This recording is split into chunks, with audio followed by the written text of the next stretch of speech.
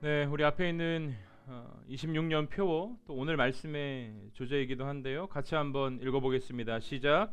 하나님의 영광을 고민하는 공동체. 아멘. 우리 앞에 있는 우리 종교개혁 5대 강령 5가지 큰 소리로 읽습니다. 시작. 오직 성경, 오직 믿음, 오직 은혜, 오직 그리스도, 오직 하나님께 영광. 아멘. 26년도 하나님의 영광을 위해 살아가는 우리 되기를 간절히 소망하고 이 5가지 귀한 덕목을 삶의 자리에서 잘 지켜내는 우리가 될 수 있기를 소망합니다.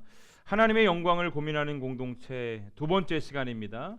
지난주에는 고린도서 10장 31절 33절 말씀을 통하여서 무엇이 하나님의 영광인가, 하나님은 일상의 작은 부분까지도 영광의 재료로 사용하신다라는 부분을 가지고 함께 말씀을 나눴고요. 오늘은 바울의 데살로니가 교회에서의 사역의 회고록을 통하여서 우리의 신앙을, 우리의 사역을, 삶을 돌아보면서 하나님의 영광이 무엇인지를 같이 나눠볼 수 있었으면 좋겠습니다.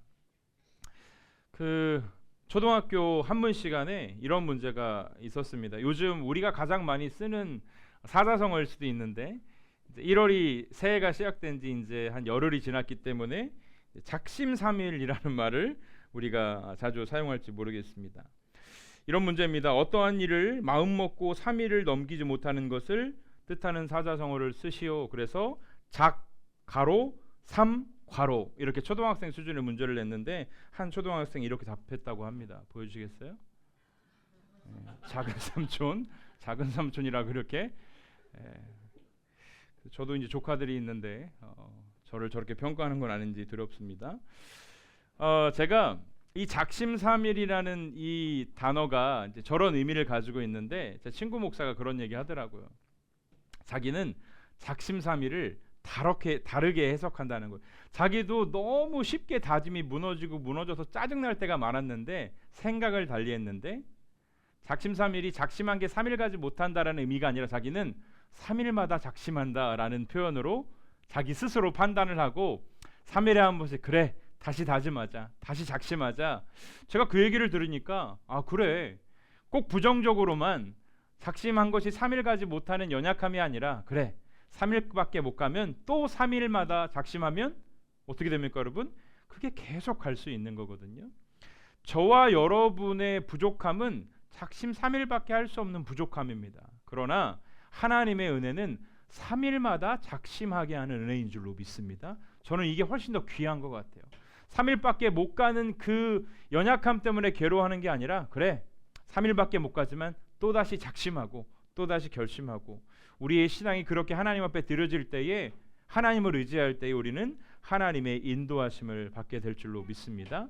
오늘 다시 한번 함께 읽은 본문의 말씀은 이 바울의 회고록입니다. 바울이 교회를 옮겨다니면서 지역을 옮겨다니면서 복음을 전했는데 이 데살로니가 지역의 이 전도 사역, 복음 전파 사역을 회고하면서 그가 가졌던 신앙, 그가 가졌던 삶의 태도를 함께 좀 들여다볼 수 있었으면 좋겠습니다. 저는 오늘 이 말씀을 한 4가지 정도로 좀 정리를 해보고 싶어요. 4가지로 정리하기 이전에 1절 말씀을 한번 좀 보기를 원하는데요. 형제들아 우리가 너희 가운데 들어간 것이 헛되지 않은 줄을 너희가 친히 알고 있다. 너희 가운데 들어갔다라는 게 무슨 이야기죠? 복음을 전파했다라는 거죠. 복음을 가지고 너희의 삶의 자리로, 너희의 그 도시로, 너희의 교회로 들어갔다라는 거죠. 그런데 그 들어간 것이 헛되지 않았다라는 거예요. 무슨 얘기입니까? 사역에 열매가 있었다라는 거죠. 그 열매는 바로 데살로니가 교회 교인들, 바울이 뿌린 이 복음의 씨앗이 데살로니가 교인들에게 심겨져서 열매를 맺게 됐다라는 거죠. 여러분, 복음을 전하는 일이 두려운 일이고 복음을 전하는 일이 때로는 한계가 느껴질 때가 있지만 복음은 반드시 자라나게 되어 있는 줄로 믿으시기를 바랍니다. 복음 반드시 자라나게 되어 있어요. 뿌리면 거두게 하시는 하나님의 은혜가 그곳에 있습니다. 왜 복음은 자라나는가? 우리가 선포한 그 복음 자체가 능력이고 우리가 선포하는 하나님의 말씀이 능력이기 때문입니다. 우리 함께 히브리서 4장 12절 말씀 띄워주시고 함께 한 목소리로 읽어보겠습니다. 시작. 하나님의 말씀은 살아있고 활력이 있어 좌우의 날선 어떤 검보다도 예리하여 혼과 영과 및 관절과 골수를 찔러 쪼개기까지 하며 또 마음의 생각과 뜻을 판단하나니. 아멘. 우리 로마서 1장 16절도 함께 읽어볼까요? 같이 읽습니다. 내가 복음을 부끄러워하지 아니하노니 이 복음은 모든 믿는 자에게 구원을 주시는 하나님의 능력이 됨이라. 먼저는 유대인에게요 그리고 헬라인에게로다. 예, 그렇습니다. 능력, 하나님의 말씀이 능력인 것입니다. 말씀 자체가 능력인 것이죠. 여러분, 말씀을 통하여서 무언가 이루어진다라는 생각이 우리에게 지배적인데 그 말도 틀린 말은 아닙니다. 그러나 우리의 신앙의 관점은 하나님의 말씀 자체가 능력인 것을 믿어야 됩니다.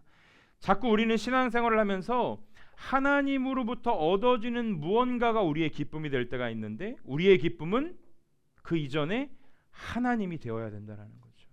하나님이 나의 기쁨이 될 때에 하나님으로부터 오는 그 어떠한 축복이라 여겨지는 것들보다도 하나님이 나의 기쁨이 되어야 되는 것처럼 하나님의 말씀을 통해 무언가를 이루시기 이전에 말씀 자체가 능력이다. 왜 그렇습니까? 말씀이 하나님이기 때문에, 하나님이 능력이기 때문에. 미국의 22대, 24대 대통령을 지냈던 그로버 클리브랜드라는 사람은 이 방탕한 젊은 시절에 길거리에서 죄의 싹은 사망입니다 라고 외치는 길거리 전도자의 전도를 통하여서 복음을 접하고 집에 돌아가서 성경을 읽고 가슴이 뜨거워져 회심의 예수님을 영접했다라는 그의 간증이 있습니다. 이런 일이 많은 건 아니지만 그런 단면적인 예를 통하여서도 하나님의 말씀이 없이는 구원이 없고 결국 말씀을 통하여서 하나님은 구원을 이루시고 하나님의 능력을 우리 가운데 베푸시는 분이라는 거죠. 여러분 반드시 기억해야 됩니다. 그 복음이 저와 여러분에게 있기에 우리가 구원받은 하나님의 백성이 된 것이죠. 그리고 그 복음은 여전히 지금도 저와 여러분을 통해 열방으로 이 땅 가운데 우리의 삶의 현장 가운데 흘러가야 된다라는 것입니다. 그러면 우리는 하나님의 영광을 위해 살아가는 존재로 부름받았는데 우리는 과연 어떠한 신앙과 사역의 태도가 있어야 되는지 이 바울의 신앙과 사역 여정을 통해서 함께 나눠볼 텐데요. 첫 번째로는 고난을 무릅쓰고서라도 복음을 전했다라는 것입니다. 2절 말씀에 너희가 아는 바와 같이 우리가 먼저 빌립보에서 고난과 능욕을 당하였다 이야기합니다. 빌립보 지역에서 복음을 전할 때에 엄청난 핍박이 있었다. 그런데 우리 하나님을 힘입어 많은 싸움 중에서도 복음이 선포되어지고 복음을 너희에게 전하는 일을 게을리하지 않았다라는 것이죠. 여러분, 고난을 좋아하는 사람이 누가 있겠습니까? 고난을 피하고 싶죠. 그러나 바울은 이야기합니다. 나는 빌립보에서 수많은 고난이 있었다. 그러나 그것을 내 힘으로, 내 어떠한 의지로, 우리 멤버십의 결속력으로 이겨낸 것이 아니라 명확하게 고백합니다. 우리 하나님을 힘입어서 수많은 싸움 중에서도 복음을 전할 수 있었다라고 이야기하는 거죠. 신앙은 모든 것을 하나님께로 돌릴 줄 아는 믿음이 있어야 됩니다. 나는 없습니다. 우리는 없습니다. 하나님이 하셨고 하나님이 일하셨습니다. 가슴이 아픈 일이긴 하지만 제가 제일 좋아하는 우리나라 설교자 중에 제일 좋아하는 목사님이신데 요즘 아주 이슈가 있습니다. 은퇴하시고 원로 목사로 있으면서 교회에 40억을 요구하셨다. 후임 목사를 세우고 아들 목사를 부목사로 앉혔어요. 그러다 보니까 교회에 리더십이 생기게 되죠. 그래서 참 한국 교회 안에 이슈가 되어졌는데 그러면서 이런 말을 하셨다고 하더라고요. 내가 이 교회를 개척하고 이 교회에 기여한 공이 있는데 늘 조심스럽지만 안타깝더라고요. 진짜 이러한 대단한 설교자도 이렇게 마지막이 아쉬울 수 있구나. 공이 어디 있어요? 공이 어딨냐고요. 모든 공로는 주님께 올려드리는 게 신앙의 근간이고 출발인데 참 그런 부분을 보면서 저와 여러분들이 하나님 앞에 서지 않으면, 하나님 앞에 머물지 않으면 우리의 선택이 이런 선택을 할 수도 있겠다라는 생각을 해봅니다. 사도행전 16장에 보면 이 빌립보에서 바울이 고소를 당합니다. 옷이 벗겨지는 수치, 또 공정한 재판이 아닌 편파적인 재판을 당하게 되고 매를 맞고 중범죄자의 형벌인 발에 착고를 채워 옥에 갇히게 되는 이 사건이 이 바울이 당한 수없이 많은 사건 중의 일부입니다. 사도행전 17장에는 이 데살로니가에서 유대인들의 해방으로 복음 전파하는 일에 어려움을 겪은 사건도 나타납니다. 바울이 그 이야기 하는 거예요. 내가 빌립보에 있을 때에 감옥에 갇히고 수많은 사람들의 해방으로 복음을 전파하는 일이 어려웠지만 나는 하나님을 힘입어. 할렐루야. 이게 우리의 신앙인 거죠. 하나님을 힘입어. 저와 여러분의 힘의 근원은 어디입니까? 환경이 나아지고 형편이 좋아지면 그게 우리의 힘이 되는 것 같지만 형편 좋아진 겁니다. 환경 좋아진 겁니다. 그게 우리의 힘이 될 수 없는 것입니다. 바울이 가는 길은 고난이 예견되지 않은 길이 아니었습니다. 예견된 길이었습니다. 그러나 하나님이 힘입어서 그 고난의 과정을 뚫고 지나가는 것입니다. 제가 어제 문자를 할까 말까 너무 고민이 됐어요. 목요일에 오신 분들에게 말씀드렸지만 지난주 월요일날 저희 장모님 장례 중에 제가 속해 있는 세종지방에 목사님들께서 오셔가지고 위로 예배를 드려주셨는데 그때 우리 개척 때부터 정말로 저희 아버지같이 저를 보살펴 주시고 하셨던 그 목사님께서 월요일날 저희 어머니 장례식에 힘차게 기도해 주셨는데 수요일날 저녁에 쓰러지셔서 목요일날 새벽에 돌아가셨어요. 그 아들 목사님이 그 교회에서 사역하는 저보다 2년 선배고 가깝게 지내거든요. 어젯밤에 어제 이제 거기는 그 매장을 했으니까 어떻게 위로의 말을 전해야 될까 막 고민하다가 제가 못 보냈어요. 왜냐하면 저희도 상을 당했지만 그래도 우리도 너무 슬프지만 우리는 그래도 준비라도 했고 이별의 시간이라도 가졌지. 근데 더 안타까운 건 그 교회가 목사님이 세종에서만 45년 목회하셨거든요. 개척하셔서. 그런데 이제 목회 마지막에 이제 건축을 하고 계신데 이 건축업자를 잘못 만나는 바람에 2년에 끝날 공사가 5년이 다 돼갔어요. 근데 그 건축업자는 장로님이세요. 그런 어려움으로 법정 다툼을 지난 11월에 다 승소하셨어요. 이제 보상만 받고 하면 올해 5월 달에 입당이세요.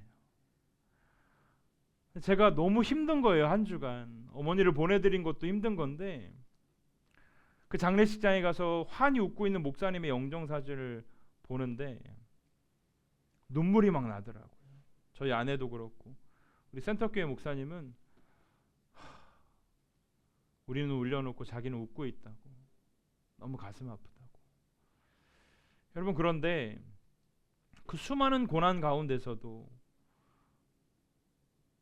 전혀 예상할 수 없는 그 상황 가운데서도 저와 여러분들은 우리 하나님을 힘입어 한 걸음을 내디뎌야 할 줄로 믿습니다. 그게 우리의 신앙이더라고요. 그게 우리의 믿음이더라고요. 바울은 예견된 고난, 그 고난의 한가운데로 걸어가 하나님의 살아계심과 하나님이 함께 하심을 증거했다라는 것이죠. 고난은 우리의 삶의 자리에 늘 함께 합니다. 그러나 그 고난을 우리가 이기려 하면, 우리가 그 고난을 벗어나려 하면 허우적거리지만 하나님을 힘입을 때 우리는 그 고난을 통과하게 되는 줄로 믿습니다. 우리 두 번째 바울의 신앙과 사역의 태도 3절과 5절 말씀을 통해 하나님을 기쁘시게 하는 자세로 복음을 전하는 것을 볼 수 있습니다. 3절에 보면 우리의 권면은 간사함이나 부정에서 난 것이 아니라 속임수로 하는 것이 아니다.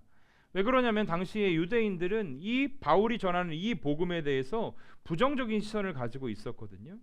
바울은 자신이 전하는 복음이 순수하고 진실한 동기에서부터 시작됐다라고 강조해요. 반대로 이야기하면 순수하지 못한 동기로 복음의 사기꾼들이 그 당시에 많이 있었다라는 것을 역설적으로 이야기합니다. 우리가 잘 알고 있는 사도행전 8장에 보면 마술사 시몬이 등장을 하죠. 사도들의 권능을 돈으로 사려다가 베드로부터 저주의 이야기를 들었던 그 사건. 마술로 사람들을 놀래게 했고 10절 말씀에 이 사람은 크다 일컫는 하나님의 능력이다, 하나님의 능력이라라는 말을 들었어요. 사람들은 보이는 거에 약하잖아요. 현혹되잖아요.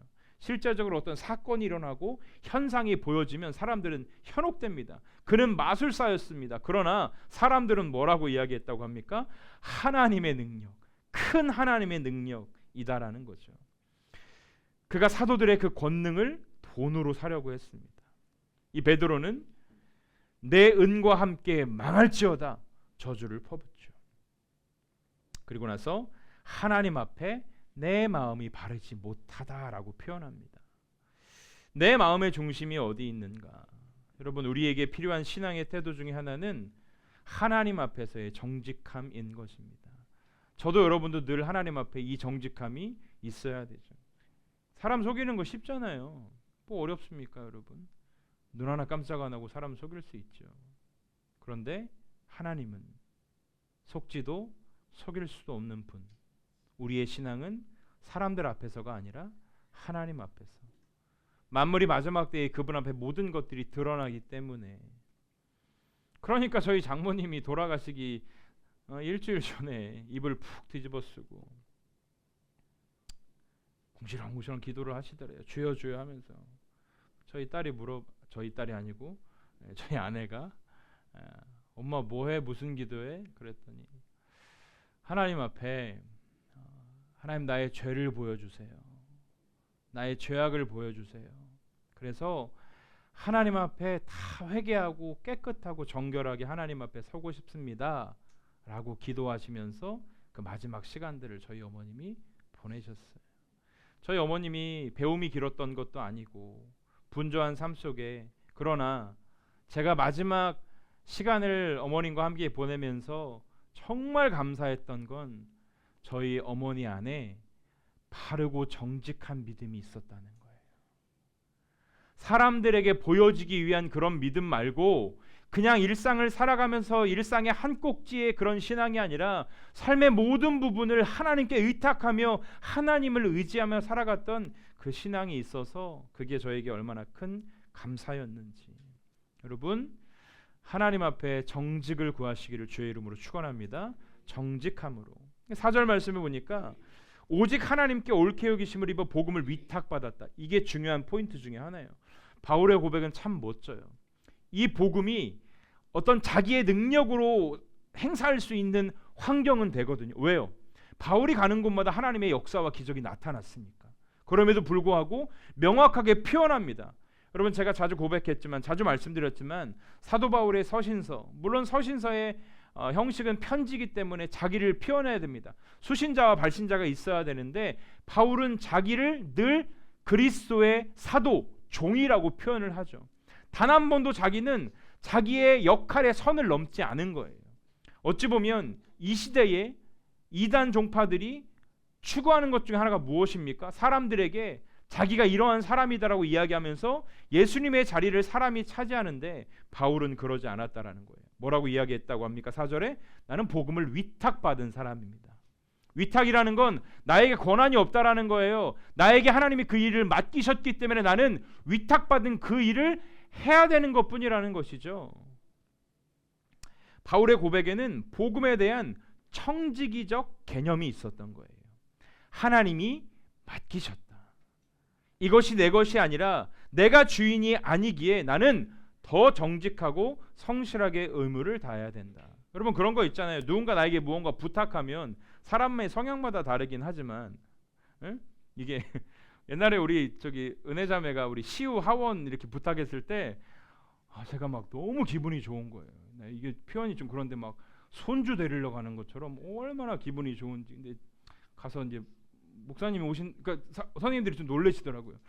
어머니한테 목사님이 오신다고 들었는데, 제가 추리닝 입고 가지고 저를 목사로 보지 못했던 거죠. 그래서 시우도 이제 제가 데리러 온다는 걸 몰라가지고 이제, 그러니까 상황은 딱 오해하기 좋은 상황이에요. 애기 울고 있죠. 목사님 온다고 했는데 누가 추리닝 입고 와가지고 애기 달라고 하고 있죠. 이런 이상한 상황이 벌어졌었는데 제가 마음 가운데 저희 아이들을 데려갈 때보다도 더 조심스럽고 더 뭔가 좀 이렇게 잘해야 된다라는, 그리고 이 아이의 마음이 엄마가 데려올 걸 예상했는데 이 어떤 아저씨가 데리러 왔으니까 애도 당황했을 거고, 제가 얼마나 진짜 저에게 없는 온갖 미소를 짜내면서 막 친절함을 짜내면서 어떻게 해서든지 안 울리려고 간신히 데리고 왔죠. 위탁받았다라는 그런 거예요. 그래서 이 바울에게는 이 복음에 대한 청지기적인 개념이 명확했던 거거든요. 고린도전서 4장 1, 2절 말씀 한번 띄워주시겠어요? 우리 한번 같이 우리의 신앙을 이렇게 한번 하나님 앞에 드려야 되는데 같이 읽습니다. 사람이 마땅히 우리를 그리스도의 일꾼이요 하나님의 비밀을 맡은 자로 여길지어다. 그리고 맡은 자들에게 구할 것은 충성이니라. 아멘. 자, 무엇을 구하라고요? 충성을 구하라는 거예요. 묵묵하게 말없이 하나님의 은혜를 구하면서 충성을 다하는 것, 그것이 우리의 태도여야 된다라는 거죠. 그러면서 4절 후반부 말씀에는 이와 같이 말함은 사람을 기쁘게 하려 함이 아니요 오직 우리 마음을 감찰하시는 하나님을 기쁘시게 하려는 것이다. 우리 갈라디아서 1장 10절 말씀 띄워주시고 같이 함께 읽습니다. 내가 지금까지 사람의 기쁨을 구하는 것이었다면 그리스도의 종이 아니니라. 아멘. 저도 이게 제일 어려운 거예요. 목회하면서 사람에게 보여지고 사람에게 어떻게 하면 기쁨이 될 것인가, 이렇게 되더라니까요. 작은 공동체지만 그런 게, 근데 덩치가 커지면 사실은 그게 더 어려울 수도 있는 거겠죠. 저와 여러분의 신앙은 하나님 앞에서의 신앙인 줄로 믿으시기를 바랍니다. 사람들이 좋아한다고 하나님 좋아하는 거 아니더라고요. 반대로 사람들이 싫어한다고 하나님도 싫어하는 건 아니에요. 우린 그게 늘 우리의 과제인 것이죠. 5절에 보니까 너희도 알거니와 우리가 아무 때에도 아첨하는 말이나 탐심의 탈을 쓰지 아니한 것을 하나님이 증언하신다. 야, 여러분, 이 자신감 어디서 나올까요? 하나님이 증언하신다라고 이야기해요. 하나님이 나의 보증이 되시고 하나님이 나를 증명하신다 이야기하는 것이죠. 이 방하늘 목사님하고 제가 20대 때 30대 때 꽤 오랜 시간 한 6, 7년은 같이 동역을 했던 것 같은데, 우리 석진 형제도 그렇고 그 시절을 우리가 서로 알죠. 그래서 우리는 암묵적으로 이제 우리는 과거를 이야기하지 않기로 얘기하는 거죠. 서로의 과거를 얘기하면 제 목회가 지금 힘들어지고 그 사람은 개척이 힘들어지니까 이제 암묵적으로 닥치고 있자 뭐 이렇게 제가 예배 전에 급하게 불러가지고 얘기를 했는데, 근데 하나님께서 바울의 사역을 증언해 주시는 거예요. 그만큼 부끄러움 없이 정직하게 살아갔던 거죠. 오늘 저와 여러분에게는 이러한 사역과 신앙의 태도가 있어야 됩니다. 하나님 앞에서 하나님을 기쁘시게 하는 그 자세. 세 번째 6절부터 9절 말씀을 보면 어떠한 권위를 사용하기보다 희생하고 사랑하는 자세로 복음을 전했습니다. 6절과 7절에 사도로서 마땅히 권위를 주장할 수 있었지만 누구에게서도 사람에게는 영광을 구하지 않았다 고백을 해요. 예수를 믿는다라는 건 여러분 권리를 포기하는 것입니다. 그리스도만이 우리의 권리를 주장하실 수 있는 분이시고, 나의 권리를 포기하는 것, 내가 누릴 수 있는 것도 하나님의 영광을 위해 포기할 수 있어야 되는 것, 그것이 복음의 핵심이죠. 예수 그리스도 하나님의 아들로서의 영광을 포기하시고 인간의 몸으로 이 땅에 오신 그분의 본을 우리가 받아야 된다라는 것이죠. 몇 년 전부터 그런 생각이 좀 들었어요. 저희 교회는 그렇게 쓰지는 않았어요. 제가 뭐 섬기는 사람들 해가지고 뭐 담임 목사 두고 이런 거 쓰지 않았어요. 저희 주부에는 제 이름이 없어요. 그건 제가 지향하는 거예요. 근데 예전에 부목사로 사역하다 보면 섬기는 사람들에서 슉 나오는데, 목사로서의 경험이니까 제가 어떤 다른 목사님이 그런 얘기했어요. 나 이거 볼 때마다 조금 마음이 불편하다. 사실 우리는 섬기는 사람이 아니라 섬김 받는 사람 아니냐. 성도들에게 그렇게 사랑받고 성도들이 기도해주고 섬기라고 부르셨는데 오히려 이 섬기는 일보다는, 제가 이제 설교 때 이제 목사들의 제살 깎아 먹기를 잘 해서 뭐라고 하시는 분도 있는데, 어차피 제 이야기는 아니니까. 제 친구 목사가 대형교회 사역을 하는데 대형교회 목사님들이 교구 사역을 하다가 교육부 사역을 가면 땅을 치고 막 눈물을 흘린대요. 왜? 교육부 사역은 돈 드는 사역이고 교구 사역은 돈 되는 사역이어서 봄, 가을 신방 한번 돌면 농담으로 차를 바꾼다고 이야기하는 사람도 있을 정도로 성도들이 섬겨주는 거죠. 그죠? 뭐 그게 뭐 비자금 뭐 이런 게 아니고 성도들이 섬겨주는 건데 거기에 맛을 들리면 하나님은 제가 돈 좋아하는 거 아셔서 저를 대형교회로 보내지 않으셨어요. 고만고만한 오히려 내가 도와줘야 될 그런 교회로 그게 저에게는 얼마나 큰 감사인지 몰라요. 하나님을 알고 하나님을 믿고 하나님을 따르고 성도들을 섬기는 재미가 있어야지. 제가 오늘 박 목사님한테 잠깐 전에 예배 전에 한 10분 얘기하면서 그런 얘기했어요. 개척 죄송해요 이런 표현 겁나 재밌다. 물론 나는 정말 목사 사랑해주는 성도들 있고 재정적으로 빚지지 않은 상황에서 이야기를 하는지 모르겠다. 그러나 개척 해볼 만한 일이고 너무 귀한 일이다. 나는 재밌다. 너는 모르겠다. 나는 재밌다. 너는 네가 알아서 해라. 나는 잘 모르겠는데 나는 어쨌든 너무 재밌다. 목사의 기쁨이 뭐가 되어야겠어요? 성도 만나는 게 기쁨이 돼야 되고 기도하는 게 기쁨이고 성도들을 생각하면서 뭐 먹일까? 어떤 영의 양식을 먹일까? 이게 좀 기쁨 아니겠습니까? 저희 아내도 저도 세종 어디 식당 가면 늘 그 이야기에 맛있는 데 가고 하면 우리 성도들 데리고 왔으면 좋겠다. 같이 왔으면 좋겠다. 뭐 이런 이야기들 많이 하거든요. 그것도 감사한 거죠. 그 마음이 우리 안에 있다라는 것. 바울이 권위를 내세우지 않았어요. 사도의 권위를 내세우지 않았어요. 희생하며 사랑으로 복음을 전했죠. 기독교의 가치는 희생과 나눔이에요. 나에게서 우리로, 개인에게서 공동체로 가치관이 바뀌는 것입니다. 하나님은 우리에게 가장 큰 계명 두 가지를 주셨는데 하나님 사랑과 이웃 사랑입니다. 그것을 증명해내는 우리 공동체가 될 수 있기를 주의 이름으로 축원합니다.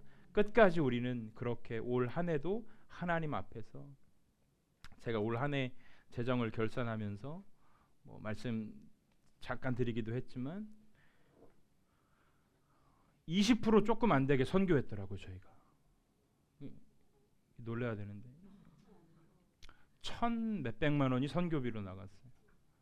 그거 우리 쓰면 얼마나 좋습니까 여러분. 그러나 그래서 제가 그거 딱 보자마자 결산을 하나님께 너무 감사하면서 제 마음속에 확 들었던 게 뭐냐면 더 해야지. 그래서 다음 주에 우리가 선교에 그 재정에 대해서 나눌 때에 선교비가 증액이 됐어요. 성도가 늘어난 것도 아니고 그러나 그럼에도 불구하고 하나님의 은혜로 달려왔으면 끝까지 은혜로 가는 거예요. 이것이 하나님의 은혜다 그러면 은혜로 가는 게 그게 우리의 믿음이 되어야 되고 신앙이 되어야 되는 것입니다. 여러분 권위가 어디 있습니까? 제가 이제 되게 절제하면서 설교하는 거거든요. 뭘 절제하냐면 저는 사람을 좀 웃기고 싶은 이런 막 이게 있는데 엄청 지금 절제하는 거예요. 그래서 예전에 부목사로 사역할 때 끝나고 나서 어느 분이 한 번 저한테 와가 저한테 조심스럽게 전사님 너무 가벼워. 몸무게가 80이 넘는데. 근데 저는 그 마음이 있어요. 누가 가볍다고 이야기하던 말든 전 그게 신경 쓰이지 않는 게 가벼운 게 내 부르심이라면 난 이렇게 살고 싶다. 이게 제 마음이에요. 이런 목사도 한 명쯤 있어야 되지 않겠습니까, 여러분? 아멘 하세요? 우리가 내세울 건 그리스도의 십자가뿐이에요. 권위 개나 줘버리는 거예요. 필요 없어요. 마지막으로 바울이 내세웠던 건, 바울이 우리에게 보여줬던 건 하나님 앞에 성도들을 바로 세우고자 하는 그 마음이었어요. 11절에 보면 아비의 심정으로 권면하고 위로하고 징계하였다 고백을 하거든요. 잘 들으세요. 여러분 아비의 마음이 없으면 징계하지 않아요. 경고하지 않고 권면하지 않아요. 7절에 유모가 자기 자녀를 기른 것 같이라는 표현으로 어미의 심정을 이야기한 것처럼 바울은 데살로니가 교인들을 어떻게 생각했느냐? 때로는 어미와 같이 아비와 같은 심정으로 그들이 하나님 앞에 온전한 삶을 살 수 있도록 부단히 애썼던 거죠. 이 11절 말씀 보면 이 하나님 앞에 합당하게, 이 합당하다라는 원어가 악시오스라는 표현인데 어떤 사실에 부합하게라는 의미를 가지고 있어요. 근데 이 원어의 어원을 따라가다 보면 밟다라는 이 뜻의 단어를 사용해요. 밟다. 의미를 종합하면 이래요. 우리를 부르신 하나님의 뜻에서 벗어나 좌로나 우로나 치우치는 삶이 아닌 그 부르심의 의미를 이해하고 하나님의 뜻을 충족시켜 드리며 살아가는 삶, 그것이 바로 우리가 하나님 앞에 합당하게 살아가는 삶의 태도라는 것이죠. 올 한 해 제가 지난주에도 말씀드렸지만 하나님의 영광을 고민하자 말씀드렸죠. 하나님의 영광 위에 하라, 어떤 선포보다는 고민하자라는 거예요. 어떤 고민? 우리 교회는 이 건물에서, 이 지역에서 무엇으로 하나님께 영광이 될 수 있을까? 나는, 우리 가정은 내 삶의 자리에서 어떻게 하면 무엇으로 하나님께 영광을 돌릴 수 있을까? 오늘 바울의 데살로니가 사역의 회고록을 통하여서 먼저는 복음을 전하는 그 일에 고난을 무릅쓰고 전했던 그 태도, 두 번째 하나님을 기쁘시게 하는 진실하고 정직한 태도, 셋째로 권위를 내세우기보다 사랑과 희생의 자세로 복음을 전했던 태도, 네 번째 하나님의 사람들을 온전하게 세우려 했던 그 태도를 우리는 본받고 우리의 삶에 적용할 수 있어야 됩니다. 말씀을 정리합니다. 사랑하는 동역자 여러분, 우리의 신앙 믿음의 대상은 하나님 한 분이신 줄로 믿습니다. 또 우리를 구원하시고 인도하시는 분도 하나님 한 분이시고 사람의 기쁨은 그리스도의 쟁이 될 수 없다라는 갈라디아서의 말씀을 기억하시고 우리를 부르신 하나님께 합당한 삶으로 영광 돌리는 우리 모두가 될 수 있기를 주의 이름으로 축원합니다. 하나님, 내 삶을 통해 드러낼 수 있는 하나님의 영광이 무엇인지를 보여주십시오. 여러분, 기도하는 한 해가 되시기를 바랍니다. 데살로니가 교회의 성도들을 위해 이 바울이 간절한 마음과 바람을 가지고 하나님의 뜻과 하나님의 역사를 나타냈던 것처럼 나는 지금 누구를 위해, 무엇을 위해 살아가고 있는지를 점검하시면서 오직 저와 여러분들의 삶의 모든 방향이 하나님의 영광을 위한 재료와 도구로 드려줄 수 있기를 소망하시는 우리 모두가 될 수 있기를 주님의 이름으로 축원합니다. 우리 한 번 더 지난주에 불렀던 찬양 주님 내가 여기 있사오니 나를 보내소서, 나를 받으소서 함께 고백하시면서 주님, 내게 들려진 것은 어린아이의 도시락과 같은 작은 것입니다. 그러나 나는 이걸 주님께 드립니다. 여러분, 제가 강조하잖아요. 하나님이 저와 여러분에게 주신 것을 다시금 하나님께로 돌려드리지 않으면 그건 하나님의 영광이 될 수 없어요. 저는 특별히 여러분들 이 세상에서 물질이 가장 중요하잖아요. 그리고 물질에 목숨을 걸잖아요. 물질이면 다라고 이야기하잖아요. 우리 신앙의 첫 출발은 그거예요. 물질을 구별하여 하나님 앞에 드릴 수 있어야 되고 시간을 구별하여 하나님 앞에 드릴 수 있어야 돼요. 여러분 기억하십시오. 하나님이 여전히 우리와 함께 하시고 우리의 삶을, 우리의 인생을 사용하기를 원하신다라는 거. 주님, 나를, 우리를 사용하소서, 인도하소서. 그 고백으로 함께 찬양하며 나아가겠습니다.